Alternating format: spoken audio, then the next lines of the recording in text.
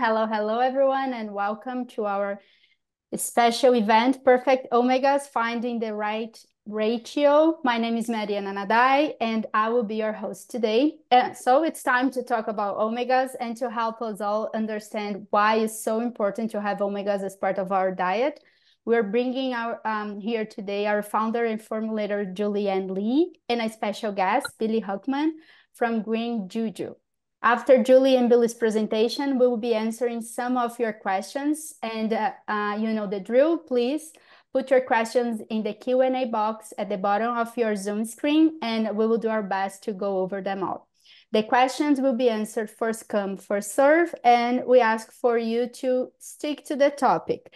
If you have any questions about any other topic, join us on our next Ask Julie Anything on June 5th, or join our Facebook community, Adore Beast Collective, and we will be glad to help you there. I also would like to ask for you all to switch your chat to everyone so we can all join in the conversations. So without further ado, please welcome Julie and Billy talking about omegas. Welcome. Thank you. Thank you so much for having me. I might, just to warn you, my camera's blurry for some reason, so I'm going to stop video and then start video really quick, because usually that... Okay, that's a good idea. There we go. Oh, that's better. Cool. Yep, it works. Not that anyone cared if I was blurry or not, but here we are. So, I care. Keep going like this with my glasses. So, I know I'm very happy to be here, you know, because we've paired up in the past in, I think, some really cool ways. And, you know, I love data and I love, you know, all things nutrition science. And so I'll let you kind of talk about potency and what that is and why it's amazing. And that, you know, if I had it more together, I have one in my fridge and I was going to bring it and be like, look, I have it here, but it is there. I promise I'm not lying. But I will tell you before you go into that, the thing that I thought was really cool, which you don't normally see on an actual label, is the actual amount you want per size written in the number of milligrams that they'll actually be getting per day, which I thought really helps to like incorporate that into a diet a lot easier, especially for those of us that are nerdy about diet and are looking for specific amounts. And that immediately drew me to it. So, if you want to just go, I guess, into what makes that so special. Well, I was trying to think about it because for those of you that don't know about Billy and I, it's always sort of like a wing it. Hey, this would be a good idea. Or and Billy sent me a text or an email saying, "Oh, we should talk about how I balance diets with omegas with potency." And I'm like, okay, cool. I have no idea how he does it. So this is going to be like super interesting for me and cool for me as well.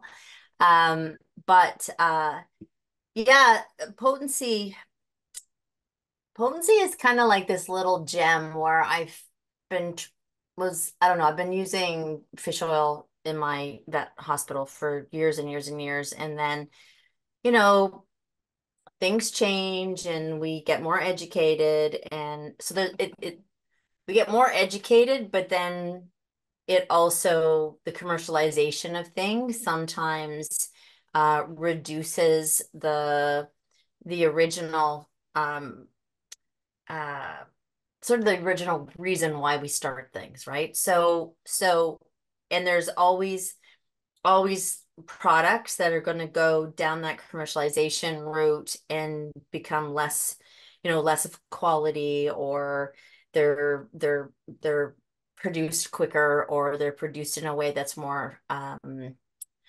cost savings, or however you want to look at it. So when I was initially prescribing fish oil in my practice, I really saw a dramatic difference in animals. And then and what I was prescribing was all human stuff, right? Because back then, I think there was maybe one salmon oil, and that was about it for animals. And And then as the years progressed, I started reading more and more on the rancidity that happens when, and companies aren't even aware of it. So it's like, you can't like, shoot the messenger or shoot the companies, because there's a lot of times that the way it's bottled and the way it's processed, it's rancid before it even goes in the bottle, right? So, and when fish oil is rancid or any kind of omegas are rancid, they are more dangerous than not giving them at all.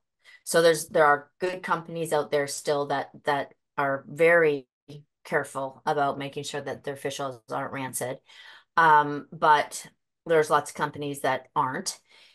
But for me, one of the reasons that I moved away from it is just because as the years go by, I'm trying really, really, really hard, like really hard, to find alternatives that aren't just sustainable, but that actually give back, right? Like that really are environmentally conscious. So not like sustainable that we know we're going to get them all the time, but like can I produce a product that's equally as beneficial or more beneficial and still do things like save forests or support the oceans or make sure that rainforests aren't being knocked down to get a particular herb or ingredient. So I am and I'm just going to go through this like super fast of why I even, try to find potency. An avid ocean lover. And the more I research about what's happening in the ocean, the more I was determined to find a fish oil. That's why we never had one right from the very beginning. And then I came across, if I don't know if anybody has ever watched the panel that we had when we launched Potency, but we had a PhD with omegas that had has years and years and years of experience with omegas and fish oils. So what the technical part of it was that, you can't find an oil that's not from a fish that has potent DHA and EPA. And I couldn't, that was accurate. But we wound up finding one. And not only there's so many parts of it. It's so for me, it's like if we can use something and we know that the DHA and the EPA is as potent or even more so than fish oil or more so than many things, and we can make sure that we're not affecting the oceans because of that, then why not do it, right? But then I got into more about like microplastics. And so let's switch it back to not just saving the oceans and thus our ability to breathe and all of that stuff from the ocean, but let's switch it back to our, what we're actually feeding our animals. And when we look at the food chain, when we look at mercury that's in the ocean, it's really real. It's really there. And when we think about it in the ocean and we look up the food chain, well, we're higher on the food chain. Dogs and people are higher on the food chain. So that mercury even becomes more dangerous. So I also wanted to find something without mercury in it. And I wanted to try to find something, which is a big one right now. I mean, when I was looking for it, and not a lot of people looked for it, but it was microplastics, right? So the amount of microplastics that they're finding in everything that's coming from the ocean now it's really scary. So it's kind of a win-win. We're supporting the oceans. We're getting as much DHA and EPA as we need, and more so even, like when you look at 20, almost like up to 2,800 milligrams, that's a lot. That's a really huge amount. So we don't have to worry at all about not having enough EPA and DHA that we can go, head to head with fish oil.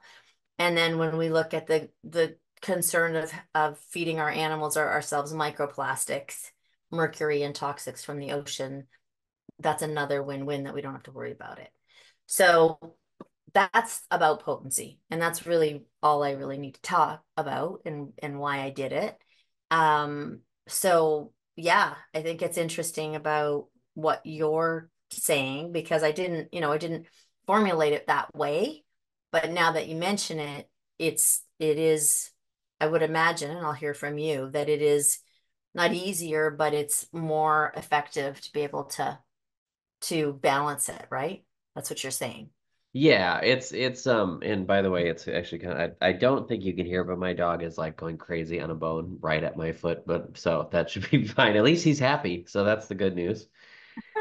Um, yeah, no, it's an interesting thing because what I love is both potency and what we're doing with our food really comes together because we specifically formulated our food without a fish oil for some of the reasons you mentioned. I myself am a fish oil taker, but you have to be very, very careful about how you do it. And also, when you formulate a food, there is something to be said about adding oil to, say, a 1,600 pound batch of raw food, and then exposing that to air and mixing it all around while it's actually, grinding and formula, and making the formula.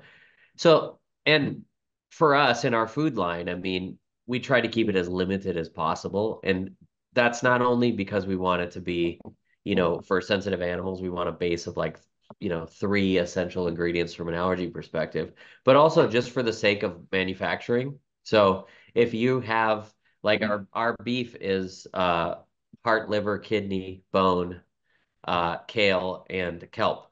If you actually keep it to an ingredient panel that's short and you're mixing those together, the bites your dog actually gets, because what a lot of people don't realize is if you have a ton of ingredients in something, the the food is not, you can't ever mix it well enough to get the same nutrition in everything. So everything is a lot more consistent, which I really liked as well. But the second reason we did that was for to be able to customize it. And Mhm. we wanted people to be able to seek out not only be able to use other stuff in our line if they wanted to, right? Like if Bailey's blend works better or Just Greens or whichever, whatever you want to use in our line, we wanted you to sort of like be able to do that.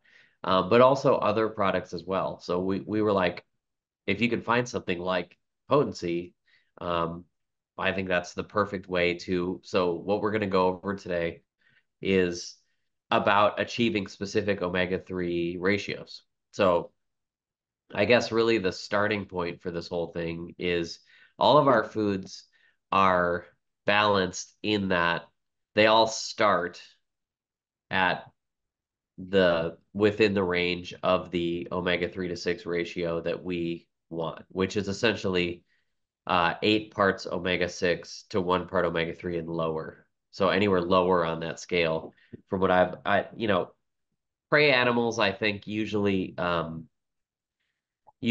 out at about 5 to 1. But it really depends. Some of the information I've looked at, I'm really comfortable with 8 to 1 or lower. So anything you do, you're going to be outside of that range. So all of those are formulated, and you'll see in this uh,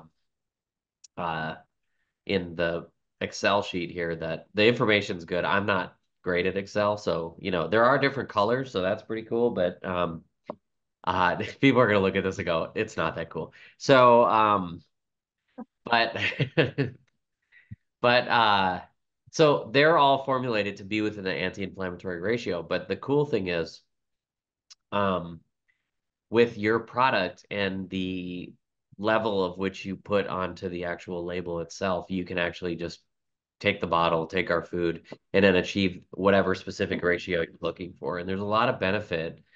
That's the crazy thing about making a commercial raw food. You say, I'm going to make a commercial raw food for all animals. Well, it's kind of impossible. Uh, Yeah. because every animal is so different, right? And so for me, it's kind of like, and I think that's kind of where we need to go when we think about nutrition. We think about that way with people all the time. The example I always give is Kelly, the owner of the company, and me. We both care greatly about what goes into our bodies nutritionally, and our diets are vastly different from each other. It's about what makes us feel good. It's about what works for our body, right? And I think dogs and cats are exactly the same way. They fit within a certain framework, but I think people can get stuck on this is the ideal omega ratio, or this is the ideal fat to protein ratio, or this is the ideal nutrient of, you know, we want this nutrient at this level. And but all dogs and cats are so different, both genetically and you know, just how their body works. Yeah. And so that's where we can sort of come together and say, look, your dog have a lot of sensitivities and might do really well on our rabbit with duck liver. However, you might have a senior dog that needs a less inflammatory diet than, say, a 1 to 7 ratio, which is what that formula is. So now you can actually use potency with the numbers that will be on the screen here, obviously, and you can make any ratio you want. So down to a 2 to 1, a 3 to 1, just to give them a better fighting chance, their immune system, their inflammatory reactions, etc. Yeah. And it's when you, I mean, I have to agree like more than 1,000,000%, because I know that at my clinic, I wound up taking the majority of dogs off of their food and putting them on like such limited ingredients, and then adding sort of one thing at a time, right? Yeah. To see, because, you know, something that's inflammatory to you may not be inflammatory, like you said, to your business partner, right? People can live in the same house and not be able to eat the same thing at dinner time because it affects them completely different. So having really simplistic, basic ingredients, like you're saying, it really gives you the opportunity to understand that when you're putting something in, what you're putting in and how it's working. You know, Yeah. so that you're not spending all this money on supplements or all this money on, you know, adding all of this stuff. And really, you don't even know, is it that that's affecting it? Is it a particular vegetable? Is it a particular, like, it is really difficult, right? Because they can't talk to you and say, oh, when I eat this food, I feel bloated. Or when I eat this food, I feel tired. Or when I eat this food, my joints hurt, right? So it's really power of observation, and that's hard to do when you have a lot of stuff in food, for sure. Well, exactly. And that's what I tell people is like when people reach out to me now and they say, hey, my dog is dealing with, you know, this issue, or you know, I'm having this, I've tried all these foods and they, you know, they don't work, or I don't know exactly what the sensitivity is. You know, now that we have this food out, both in freeze dried and in frozen, I can tell people just go on the food for like a month and get Yeah. stable, and then start adding in everything you want to add in one at a time. And then that's really the only way you're actually going to be able to figure it out. Because we all know that there's a ton of value in uh, consuming as many different types of proteins and plants and just food substances as possible Yeah. in nutrition, both obviously for microbiome health, but also for just the body in general. And so, but we have to figure out what those things are. And we also know too that dogs and cats are so bad genetically, and it's getting worse. And they're just kind of, you know, for lack of a better term, a nightmare when it comes to how they're, you know, and I always equate that to like, you know, genetics and gene expression. You know, when you have a malnourished mother that gives birth to a malnourished mother that gives birth to, and then you have 100 generations of Yeah. and then you see dogs that, you know, that you deal with all the time that are 8 months old and have, you know, degenerative arthritis, or, you know, Yeah. allergies that you can't figure out, or whatever it might be. And so that's where I think we've come together a lot, you know, over the years. And both in our products as well as you know, just Our generally. philosophies, yeah, for sure. Yeah, I Yeah, think so. yeah, and I do think that, you know, I mean, even with our products, it's, you know, I mean, that's why we did the whole roots line, right? Is because I feel like we gotta look way back, right? At things that were healthy like way long time ago. Not right now, right? Like not looking at thing. We have to look at things right now because it's a bit of a mess out there. But you know, we weren't in such a mess a while ago. So, you know, what are we doing differently? And I think, you know, that whole, you know, complete diet thing, you know, fully complete diets are, with everything but the kitchen sink in it, is not, is really not not the way to go, because like I said, you just don't, it's impossible for you to know what's flaring them or not flaring them. Yeah, and the other thing too is like even looking at like what is complete, right? And why, Hmm. a lot of it depends on, what people are, you know, what scale are you using? The scales are different, the studies are different. A lot of people don't even realize that a lot of the data that's out there for, say, like the AFCO profiles, which is what, we meet here in America, are from pig studies. They just don't have the data from dogs, and they're similar enough. And so what does that really tell you, right? Yeah. And so anyway, that's kind of like a tangent, but and I'm a little bit salty all the time because I go to AFCO meetings, and so I feel like when people talk about nutrition profiles, you can't have a full understanding of that unless you go to the meetings, because it's like you don't see, like, the politics. So before I pull this thing up, Okay. I did promise my daughter that I would show this in the meeting because she said it was very important that she made this for me, and this is a business tower for my business meeting, so very exciting stuff. So so there you go. That's something I felt like I had to do once I told her that I would. Right. So Uh, I'm gonna go ahead and let's see which one of these. Wow, it's recorded. You can show her later. Oh, good. Absolutely. Good. And I'm wearing the bracelet too, so I don't want to brag, but I'm gonna oh, win so double you points here. got So you have totally double points. That's what I was just gonna say. I'm killing it. So this is the chart that we're looking at. So essentially, this top line here is this first one is for freeze dried. So it's exactly the same formula in freeze dried and frozen. So you just have to kind of like tweak the numbers, obviously. Um, So the first lineup here is actually the omega-3 to 6 ratio in the actual food itself. Okay. So this is in the freeze dried, which we only have bison. Those of us not from Canada call it bison, although the Canadians call it bison. So there are probably a lot of Canadians here.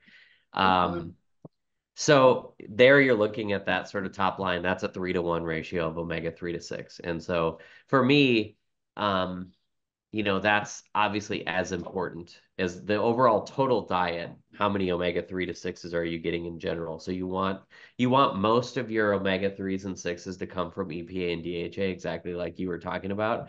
But the Yeah. ratio is, obviously equally as important. So our beef there is a 4-to-1. So it's right at a 4-to-1.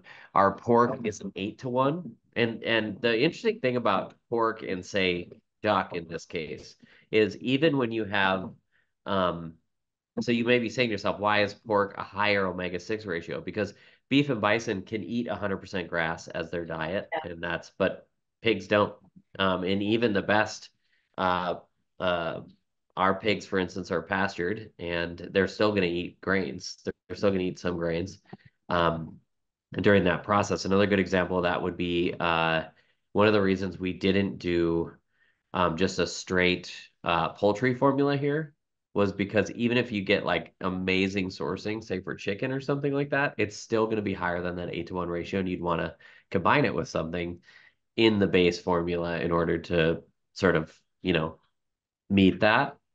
Yeah. So that's also why we combine that with rabbit. Both of those are cooling as well, but we combine that with rabbit so we could bring that down because rabbit's particularly high in omega-3s as well. So that's going to be your 8-to-1 ratio. The lamb, before adding it, is a 3-to-1 ratio.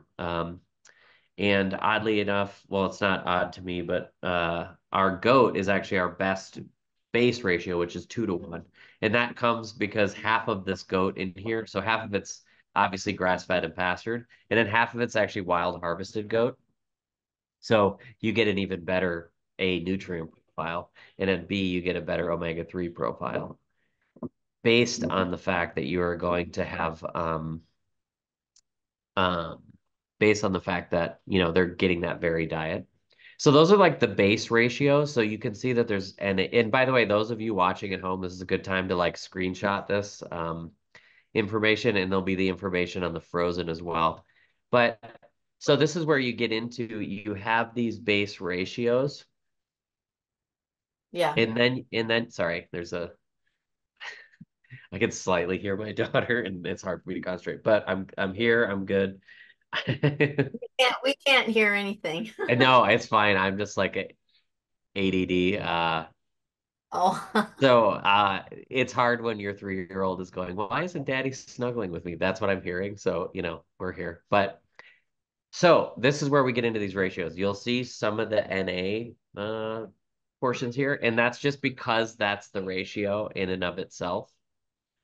So if you look at the goat there, there's all NAs because it already starts at a 2-to-1 ratio. But yeah, all of these amounts that you see on your screen are the amount of potency that you would need to add per ounce.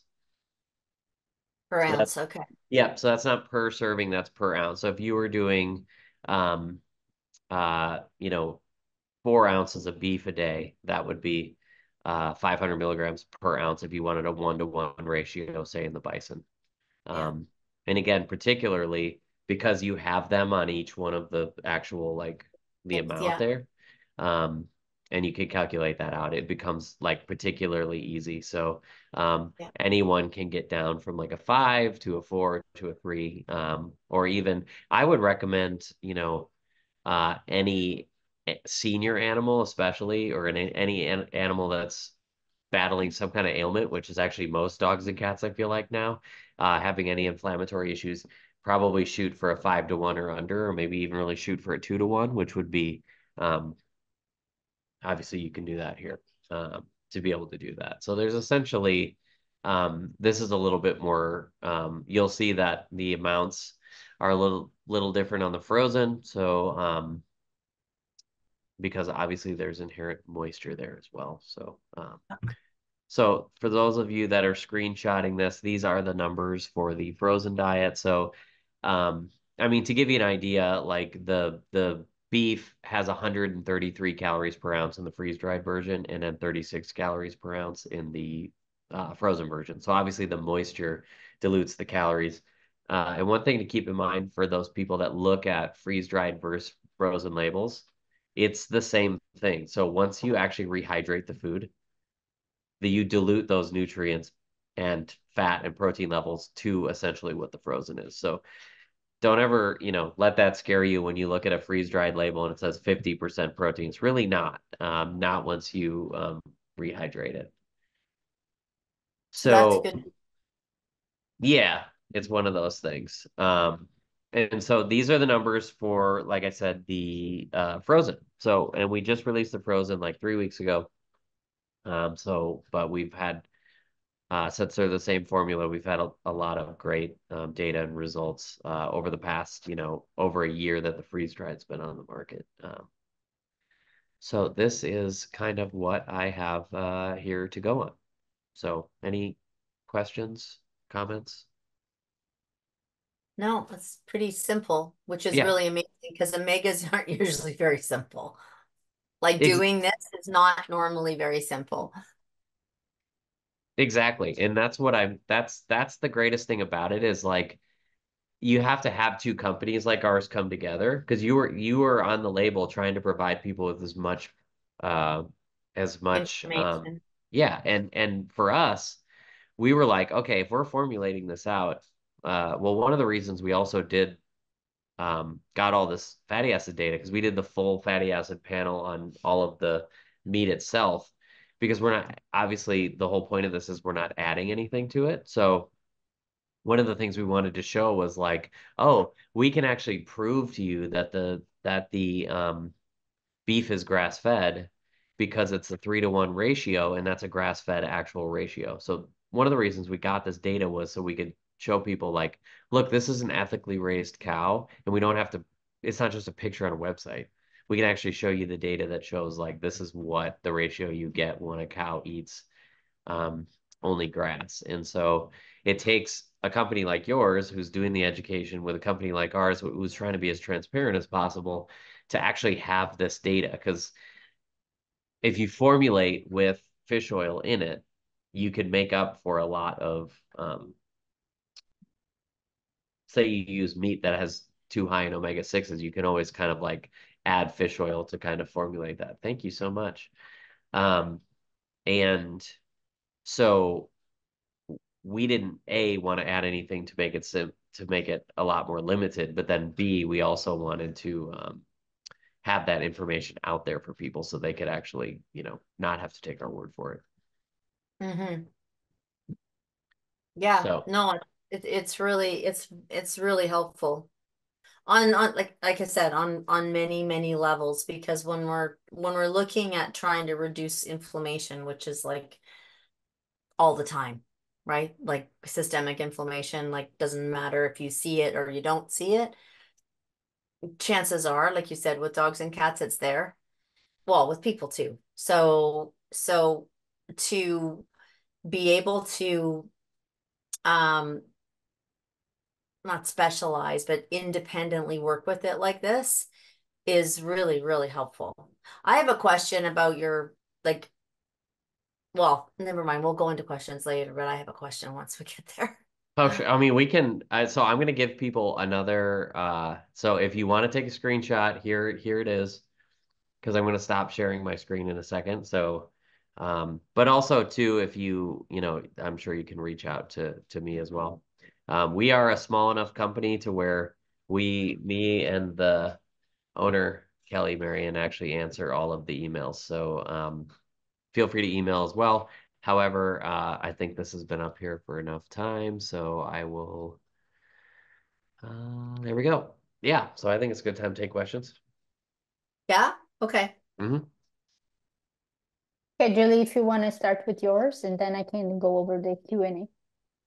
Well, okay, you can. Well, you know what? I can ask it later. Go ahead. It's fine. Okay. Yeah. So I'll start here. Donnelly is asking, what should I use to slowly get my cat off steroids? I already use Potency, Omegas, turkey tail mushrooms, and ProBio. Well, I mean, that's a hard question. Like we don't know what the cat's eating, right? That was actually going to be my question. With your food, is it cats and dogs? Actually, yes, it is. Yeah, that's what I thought. Okay. It's formulated to be complete and balanced for both. And For actually, ironically, it's not labeled for cats, but ironically, if you make a food that's for cats and dogs, it's sort of a cat food that you then put dogs on, because cats are, a little bit different in being obligate carnivores. But yes, it Mhm. is for both. Okay, well that's good to know because that's what I was going to ask. Because we don't know why they're on steroids, right? So we'd have to, I don't know if Donnelly's still there, but there's it depends on why they're on steroids. If it's for skin, like allergies, is it, pemphigus? Is it like what is it? What is it? So maybe she could ask that. Because the first thing I would think of is like steroids, I'm thinking skin, or I'm thinking, like I said, pemphigus, some kind of autoimmune disease. And cat food has like cat food is cats are super picky, right? So often cat food has more stuff in it from a perspective of like flavors to try to get cats to eat. So that was going to be my first question, and even for Billy, like, you know, um, what is it eating? Right? Is it eating raw? Is it eating something that's got a lot of uh uh a million different things in it? Is it on dry food? Is it on canned food? That would be something. Is it on a vet prescribed food if it's on steroids? So that would be a big question for me. Yeah. Yeah. Sometimes it's hard to, I know just from, doing Oh, lives there it for, is. oh, there we He go. eats raw homemade goat, bison, mouse. He is eosinophilic granuloma. Okay. All right. Well, I'm just looking up here what she said that potency chicken and mushrooms and probio. I don't, who do you know what probio is? I don't know No, maybe that probiotic. just means probiotics. Yeah, I But thought Oh, the maybe. same. Yeah. probably just a statement for like on probiotics. Yeah. Okay. Duck elk from Heart Hair Today. Uh, well, I think a lot about eosinophilic granuloma, but I feel like the first thing, I don't know if you would say this, Billy, but I would be not putting them on. I would be finding one of those and then staying with it for a while. Like that's like just Oh, like what food Billy wise? food wise, yeah. See what makes it flare, what doesn't make it flare. Keep a diary because cats flare very, very easy with stress, more so than even dogs. So is there a time when the cat's flaring and it's super, super stressed out? Is it eating from a plate rather than a bowl? Is it eating on glass or, something that's completely organic? Um, it's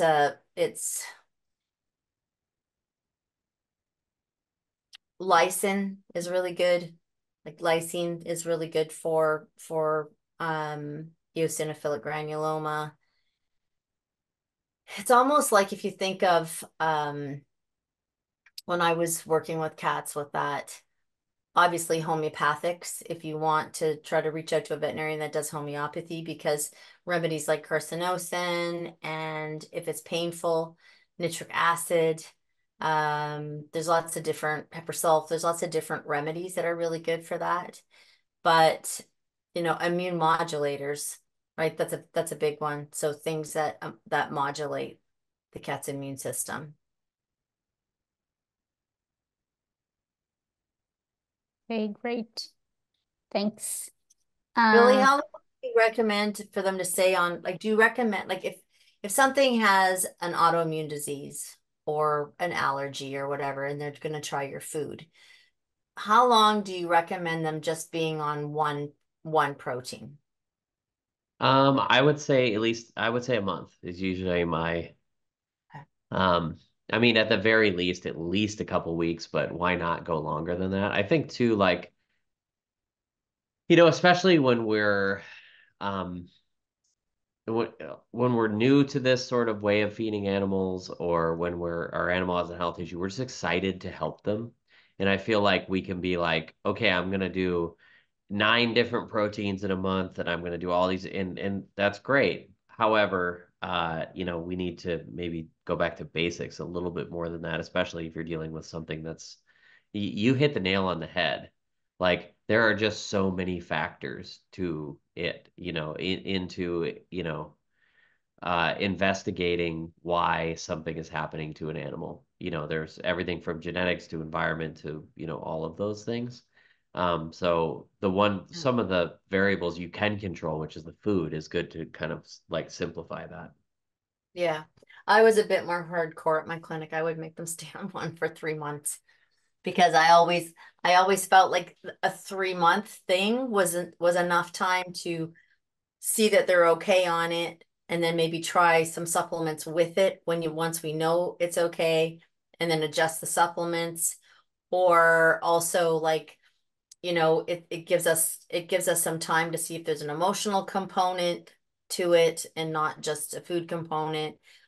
It's a month for me blows by so fast. I don't get worried. That's one thing that a lot of people do. I don't get worried if they're not rotating through. I mean, I'm miss rotation, right? Like, look at our products. But when it comes to food, I'm not concerned that something's going to get like a massive deficiency if they find something that's really good and they stay on it for 2 or 3 months, without, do you worry about it? No, I don't. And I also don't think like if it's our food, we are meeting those nutritional profiles anyway. Yeah. Like those base nutrition profiles. So I don't worry about that at all when it comes to our food. But also I don't, the body is a lot more resilient than people give it credit for. My favorite example of this, is, and the dog's doing a lot better now, because there was a woman who reached out to me and she said, my dog has serious allergies and has been only eating sweet potato for 2 years. That's it. And I was like, whoa. And the dog is kind of fine.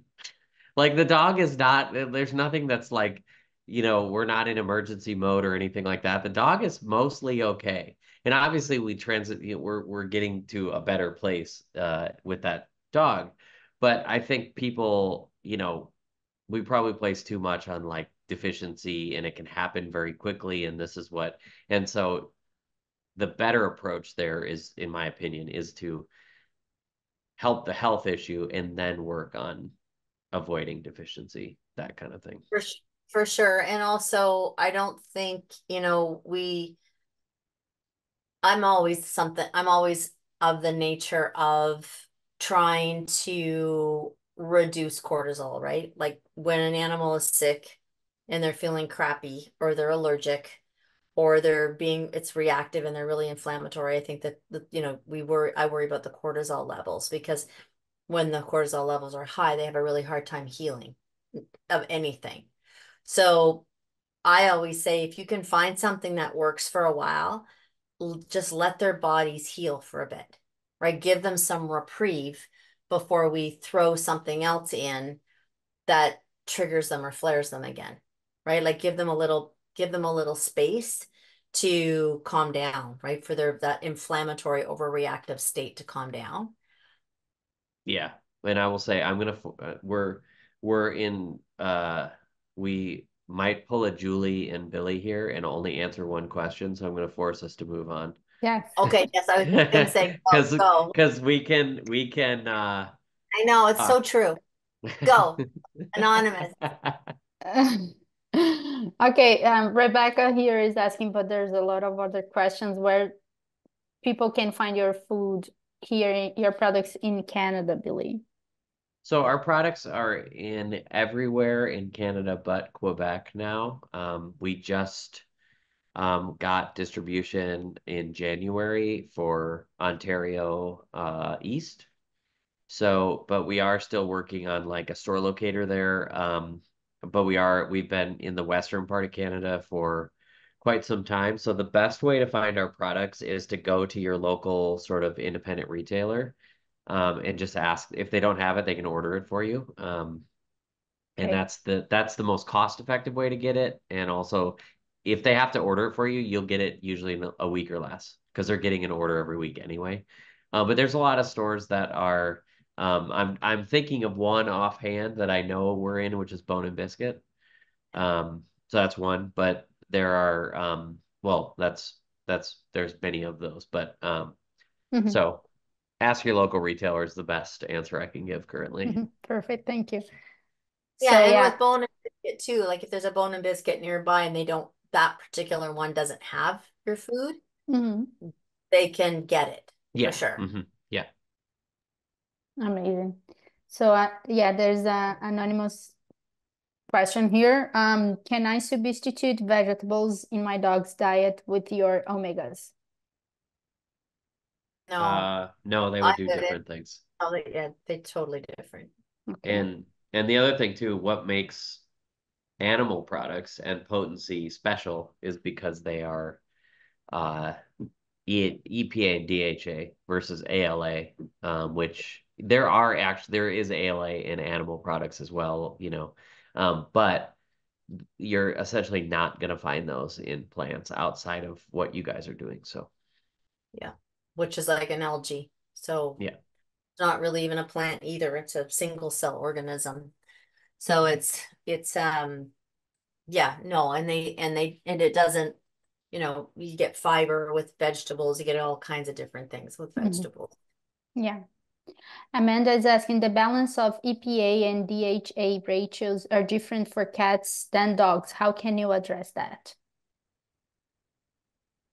Well, I Well, would say I mean, I would say you have to look at it in a way where I think there's a baseline for what that ratio would be, say of a dog to a cat. However, I would say it's probably individual to a dog to every dog and every cat. So I don't know if we can actually make the statement of like, this is how much EPA or DHA or of any nutrient that a cat should get specifically. Um, so you would know more about this, obviously, in your own product. However, Yeah. I would say for me, I try to mirror what is in the food itself. So when cats are eating animals, they are going to get the ratio that's present in our food. And dogs are exactly the same. And by the way, that will also vary as well when it comes from the food, because we make our beef formula out of the same three things of meat every time, and those three things of meat are going to have a different nutritional profile every batch we make because it depends on a lot of factors with the cow itself. So I would say like shoot for getting enough of the general macronutrient there Yeah. versus, shooting for a specific ratio every time. Yeah.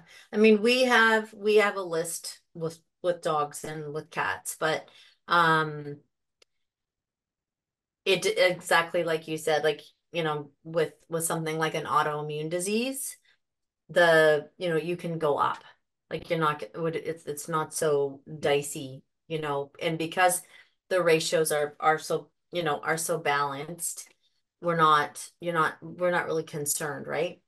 It's like Billy said, if you're giving something and then you want to see if they're doing well and you want to see if slowly increasing it changes things, you can do that too. I mean, it's not gonna hurt. But I agree that we're putting a little bit too much of a focus on, again, like when we talked about with the food, right? Like exacts. Yeah, and it's the same thing. Like, I'm a huge believer in eggs in general, like, for Yeah. myself and for my dog and everyone. And so, my dog eats a lot of egg yolks, and they're pasture-raised egg yolks. So we know we can take the average of, hey, what is I think it's an average of 6 times, it's either 3 or 6 times higher in omega fatty acids in a pasture-raised egg. But that EPA to DHA ratio is going to be different every time. And so even if Yeah. you're taking a product that's more precise and adding it to get the ratios that we're talking about, it's still going to vary every time you do it. And by the way, I want to share this one more time because I got a little feedback that I was too confusing.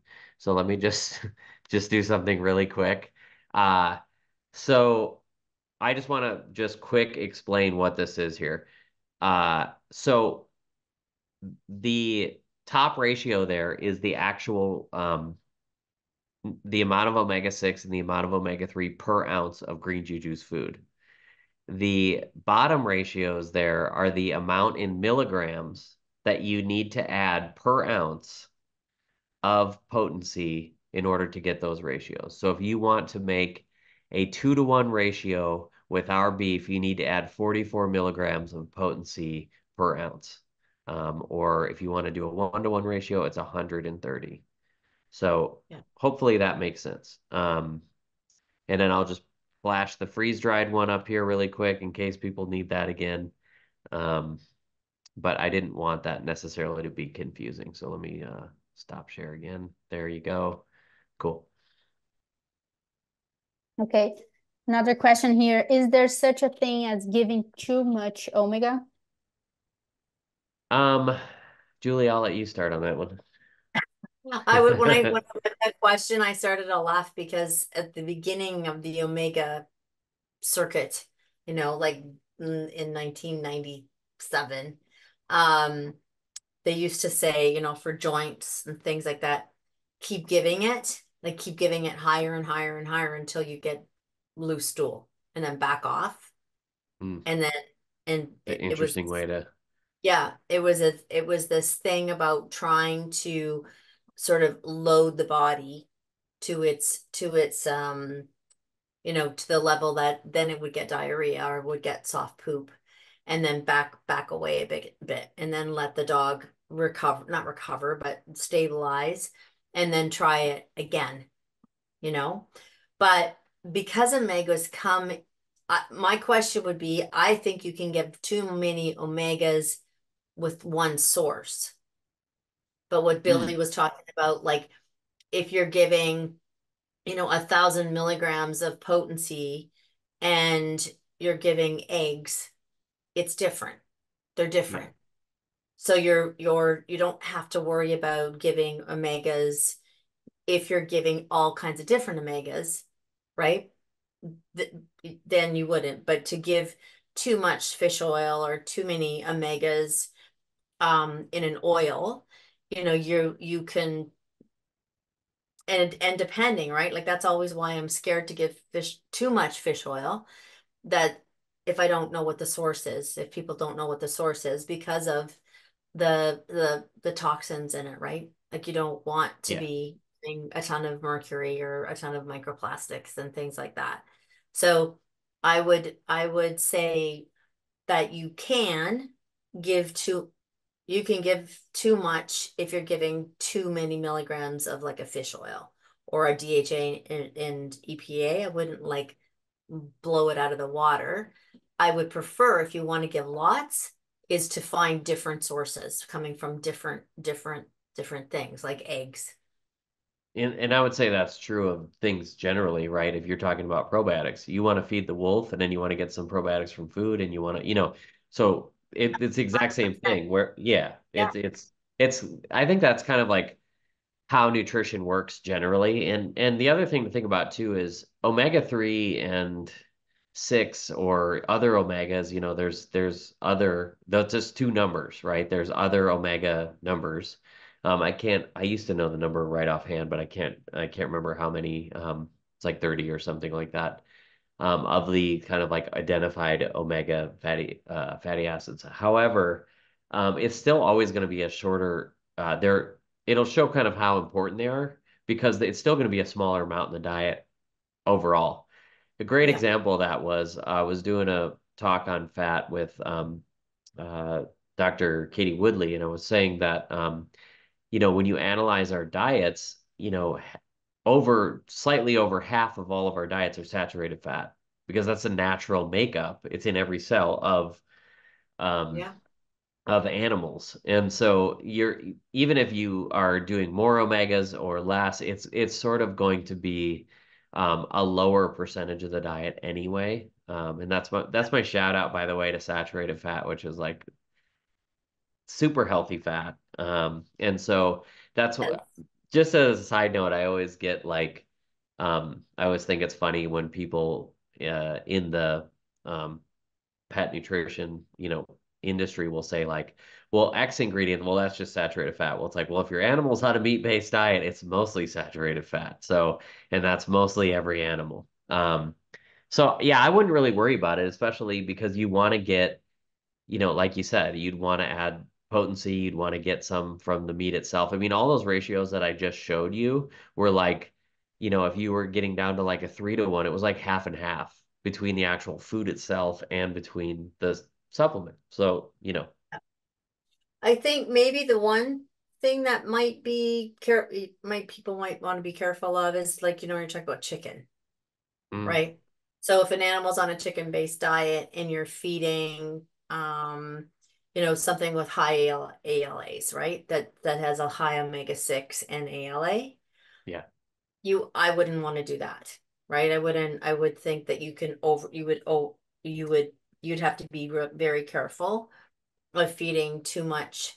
Like we have hemp oil, right? And we have right on our hemp oil, it says, do not feed if you're on a chicken-based diet, yeah, right? It's because for that exact reason.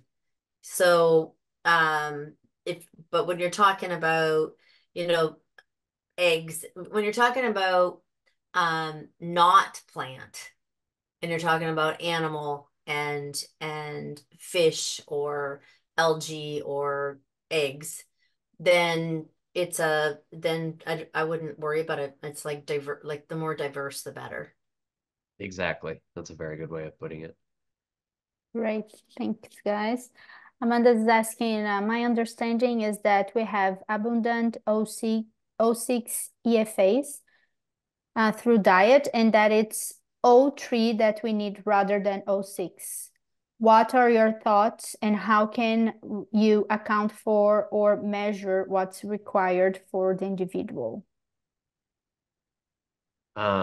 Oh, Well, I that's get it. sort of Yeah. what I just talked about, isn't it? Isn't that what she means? Is that what she Well, means? she's saying omega 6s, which is true, are Yeah. going to be more abundant just in diet. So that is very true.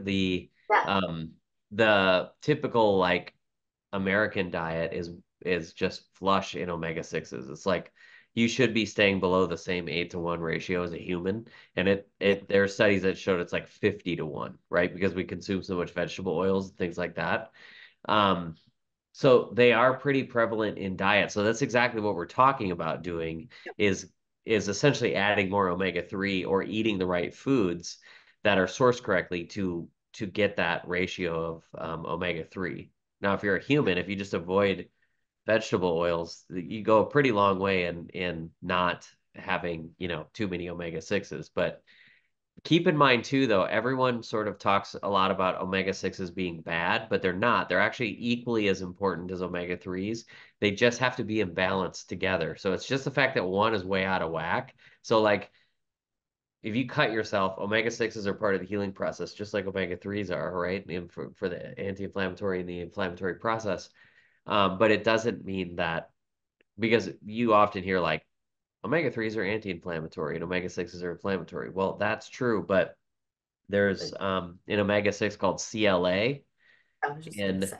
in dairy products, which is an amazing cancer fighter, for example. And that has its uses. Just generally, there's a lot of omega-6s. And so, but you are correct in your question that typically we do need to eat things that are sourced better or supplement with omega-3s in order to hit that ratio. Balance it, yeah. Yeah. Yeah, and I think when they say they're inflammatory, I think it's again, you have to look at where they're coming from. Hmm. Like where are you getting your omega-6, right? If it's coming from, you know, there's a lot of omega-6 in processed food, like a ton. And I think that the nature of the processed food is inflammatory as well, right? Yeah. I think if it's if it's in something that's really healthy, I don't think it's as much of a concern. But we just Yeah. overeat. We overeat processed food and we overeat like everything, like palm oil and things like that, right? So everything's got stuff like that in it. And like you said, we're just getting too much of it. Yeah. Well, and to give you an idea, just real quick about how much stronger or how much that makes sense to not demonize omega-6s is all the ratios that we're talking about have more omega-6 than omega-3. So you actually Right. need more 6 than 3 in general. That's another question I get is aren't those supposed to be inverted? You're supposed to get more omega-3s. No, you're actually not. Like any natural product outside of like food product outside of fish always has more omega-6s, right? And so that's one way to look at it. Yeah. Great, thanks. Nicole is asking here, is potency as bioavailable to cats as it is to dogs? Cats being obligate carnivorous, so much of what I've seen is they need to get the omegas from meat. Yeah. No, it is as bioavailable. The conversion rate is the same. It's the fatty acid itself that she's talking about. Like when people read cats need omega-3s from meat, what that reads actually as is they need EPA and DHA. And that's what's Yeah. in potency. So Yeah. Amazing. Okay. Amanda is asking if green juju is available in Australia. it is not. It may be someday, and maybe that'll give me the chance to go there. But it is not currently available. We're available in um, Canada, the US, Dubai, and Hey, Dubai. South Korea, and you probably work with Larry and Charlie there at Yeah, Bodega. Dubai. And I think that's it currently, but never know for the future. Good. Christine is asking here, is potency safe for hyperthyroid cat? My vet suggested using a fish oil instead due to iodine content. Yes, it's it's fine. We've checked that out before we even started it. Okay. Let me see. Okay, so another anonymous question, anonymous person. For those who DIY using the green juju veggie blends and goat milk with their ground meat and organs, can potency be added to the mix and frozen in small batches, especially for cats and dogs who have an aversion to the taste? I guess Julie, you'd have to answer the first part about if There, you're okay with people freezing it. Yeah. it can be frozen. It can be frozen, but for those of it doing using blends, goat milk and their meat organs can potency to the mix.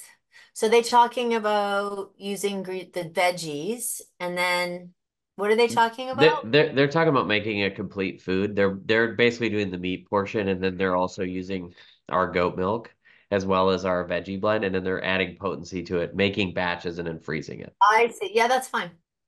Yeah, and you can obviously refreeze our stuff too. And that's another thing too, is like going back to what we were talking about with variety.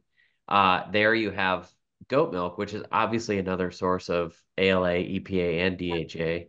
And so you're getting more variety there as well. So Yeah, which is super cool. I'm gonna ask probably two more questions because it's 9 already. yeah, that Um, works. So Lisa is asking, is there a ratio or particular protein you like for dogs with Lyme? How do you reach all these said ratios? All these said ratios, yes. Ratio a particular protein you like for dogs with Lyme. How do you reach all of these said ratios? The ratios, is she talking about the ratios that we were just talking about? Yeah, so I think basically so, yeah. the chart that we had on there was Yeah. the amount whatever protein you pick. I mean, if you're dealing with Lyme disease, I'd probably go on the low end, like a 2-to-1 ratio or something. So Yeah, it was just it was basically like I'll just do it again real quick because it's easier just to show it. So basically, like if you were to pick the beef and you wanted to do a 2-to-1 ratio, you would be adding 145 milligrams of the potency, which will be on the actual bottle there, per ounce. So you just take the yeah. number of ounces you would do and multiply that out. Just to make sure I'm right on this. Yeah, and I would even like with Lyme, it's not going to hurt to go to a 1-to-1. Yeah, exactly. So Yeah. so here's a good example. If you were doing 4 ounces, you have a smaller dog, you're doing 4 ounces of our beef per day, you are adding 145 milligrams per ounce. That's 580 milligrams of potency. So all you have to do there is basically multiply how many ounces you're having by this number here, and then you'll get the number, and you just look on the potency bottle and see where you want to be with that. But you're right. I mean, when you're struggling with something like Lyme that's intense like that, 1-to-1 would not be a bad choice either. Okay. I have a big question here. Another question from an anonymous person. People doesn't want to identify themselves today. Hi, I have a 10-year-old gold retriever that was just diagnosed with a 4.6 mass on his liver. He has had a very sensitive stomach from a young age. He additionally has osteoarthritis. The mass is most likely not malignant, I was told. However, he was considerable protein in his urine. His blood pressure was taken and was normal. Our dogs are on rotation of raw, Miami raw feeding, carnivore with baked chicken, breast with white rice, and green beans. Additionally, they get carnivore with smack. Cooper with smack. Cooper is also on your goat milk and the dehydrated greens. I gave him the green lipid mussels from Miami Raw feed to every so often. He has just started on standard processed supplements as well for hepatic, gut one which hasn't started yet, a muscular skeleton one as well, which he hasn't started yet. So I don't want to overload with him with omegas. Thank you. So it's not a real question here, but I don't know if you can advise this person. I have a comment about that. Like the thing that I always try to do with, like, with masses, or, when you talk about sensitive stomachs and stuff, the thing with omegas, if you have you would have to make sure that it's clean, because this is a liver thing, right? So again, mercury, microplastics, all of that stuff. Make sure that the omegas are really clean, but omegas work differently than supplements, right? So when you wouldn't be overdosing him with omegas, I would probably, he's on a lot of stuff, like really a lot of stuff. I don't know, like you wouldn't be overloading him with omegas. Looking at what you're giving him, I would be a little more worried that you might be overloading him with supplements, because and Billy can speak to the diet part, which I think he should. Because when you have protein in your urine, the liver, the kidneys, the pancreas, and the gallbladder all work together. You can't take them and separate them. So when you're looking at that, you have to remember that even supplements are processed by all of those organs and the stomach. So you want to make sure that, especially with osteoarthritis, inflammatory response when it comes to a mass, that the supplements that you're using are like, whatchamacallits are great supplements. First of all, where did she put it down? I just wonder. Standard Process. They're really good. Just be careful, because Marianne and I were talking the other day about like fillers and things that create tablets, that make tablets. And as Billy mentioned right from the very beginning, you don't know what an animal is sensitive to. And sometimes I would just an animal would come in and they would be like the 7th time they're going on Flagyl for diarrhea. And they would come in with this like bag of really good supplements. And I would look at all the ingredients of the supplements and stop the supplements with like silicone dioxide in it. And within 9 days, the dog didn't have diarrhea anymore. And it wasn't that the other stuff in the supplement wasn't good, but he was really sensitive to silicone dioxide, which I see a lot. So just be careful that you're not ODing him on supplements and then being worried about omegas. I would definitely not be worrying about super duper clean omegas. Yeah, and I would just say on the diet wise, just looking at the basic part of this, if you're feeding a rotation of raw and carnivore and smack, I think I understand where you're going with the baked chicken breast and white rice, and I think that's probably because your dog has sensitivities, and that's like the bland perspective, but I would just work to get off that. There's no real reason for that. If you're doing all those other things that are more sort of appropriate from a carb versus protein versus fat perspective. And I think over time those things are going to cause more issues than they actually. And by the way, I did see one other question that I would like to answer, which is somebody asked if any of us will be at Super Zoo. And I will definitely, the whole Green Juju team will be at Super Zoo. So if anybody, I've definitely seen some store owners on this list of people who are here. So come and see us and hang out and say hi. And I will be there too. Yes.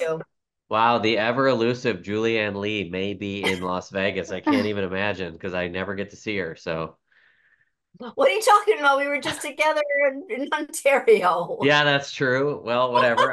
For the first time in how many years. So I'll believe very it long time. That exactly. was the first. I'll believe it when I see it, when I get to see you more often. So Since Okay. you answer one last question, I want to ask one last question to Julie. That it's because there's some people asking. So Katie is asking, my dog refuses to eat food with potency included. Any suggestions? And I know Well, how it's we really, always it's talking how cats are picky. So maybe you can make a the cat, suggestion. the cat one or No, this the is for a dog, but usually we always say how picky cats are. So maybe you yeah. can also suggest Well, some it's cat. really fishy. It's really fishy. And how I feed it to my dogs, believe it or not, Billy, is with raw milk. Mm, Right. yeah. I mix it with raw milk, and then I usually mix it with raw milk, and then I give them something like all my guys are on gut soothe, right? So it's licoricey smelling. So I just take raw milk, um, raw goat milk, potency and gut soothe because it's got the sweeter taste in it, and just mix it together, and then they drink it all the time. Mm. Great, thanks. Any final words, guys? No? Well, thank you so much for having me. Really appreciate it. Anytime we can collaborate, I am happy about that. So thank you. Well, I shouldn't say no. I meant like with something like that. But I think it's important that I mean when Billy and I do collaborate, it's because we really do have similar philosophies, right? And food, ABA doesn't get into food because it's like it's a real food is I don't know. I really like basic food, which is sort of how you started this whole thing off. Hmm. And I think it's vital that people don't try to have every single thing in the kitchen, everything in but the kitchen sink kind of in food. Because it was one of the number one things that I did at the clinic when I was, rifling through all of these allergy cases or autoimmune cases is simplify things. Like really when it comes to food, like really breaking it down. And it's interesting because that was 25 years ago. And now when you see things, it's I think the people that really do know the most are going back to that more simplistic approach, which I'm really happy to see because I think it's going to help a lot more animals. Like I think green juju food is going to really help animals from that perspective so that people can get a stronghold on what's going on and not have to keep going around and around and around that merry-go-round. So I Great, think it's really good. great, Yeah, thanks. So, Okay. okay, cool. I would Thank you. like to thank you everyone who joined us today. And of course, you, Julie, and Billy, thank you so much for this conversation. And um, I wish you all a great night. And don't forget to subscribe to our newsletter. You can sign up on our website to get all the info about Outdoor Bees, our promos, new blog postings, and future Ask Julie. Oh, and our future events. Thank you so much, everyone. And that's it. Have a great night. All right. Thank Thank you you. guys. Thank you. Appreciate Bye. it. See ya, Billy. Thanks.